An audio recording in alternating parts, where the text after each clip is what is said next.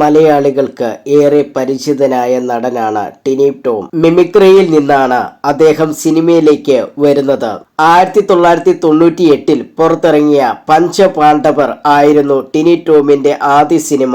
എന്നാൽ മമ്മൂട്ടി നായകനായ പട്ടാളം എന്ന ചിത്രത്തിലൂടെയാണ് ടിനി സിനിമയിൽ ഏറെ ശ്രദ്ധിക്കപ്പെടുന്നത്.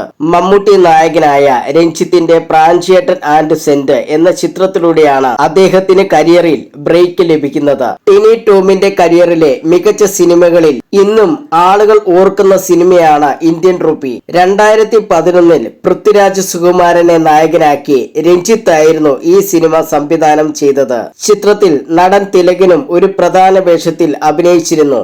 ഇപ്പോൾ തിലകനെ കുറിച്ച് പറയുകയാണ് ടിനി ടോം. ക്യാൻ ചാനൽ മീഡിയയ്ക്ക് നൽകിയ അഭിമുഖത്തിൽ സംസാരിക്കുകയായിരുന്നു ടിനി.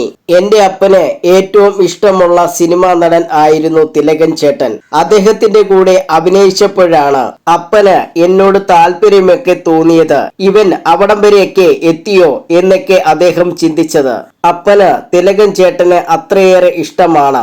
ഏകദേശം തിലകൻ ചേട്ടന്റെ സ്വഭാവം തന്നെയായിരുന്നു അപ്പനുണ്ടായിരുന്നത്. കുട്ടികളുടെ ദുർവാശി മാത്രമായിരുന്നു അദ്ദേഹത്തിന് തോന്നിയതെന്നും വിളിച്ചു പറയില്ലെന്ന് ഞാൻ പറഞ്ഞിട്ടുണ്ട്. പറയണ്ടല്ലോ എന്നാൽ വേണ്ട എന്നാണ് അദ്ദേഹം പറയുക. നമ്മൾ ചോറ് തിന്നുമ്പോൾ അധികം ചോറ് തിന്നരുത്, ഷുഗർ വരും എന്നാകും അദ്ദേഹം പറയുക. പക്ഷെ ആ സമയത്ത് ചേട്ടൻ തിന്നുന്നത് അലുവയാകും. ചേട്ടൻ അലുവയാണോ തിന്നുന്നത് എന്ന് ചോദിച്ചാൽ ഞാൻ തോന്നിവാസിയല്ലേ, എനിക്കെന്തുമാകാം, നീ അങ്ങനെയല്ലല്ലോ എന്നാകും തിലകൻ ചേട്ടൻ പറയുക.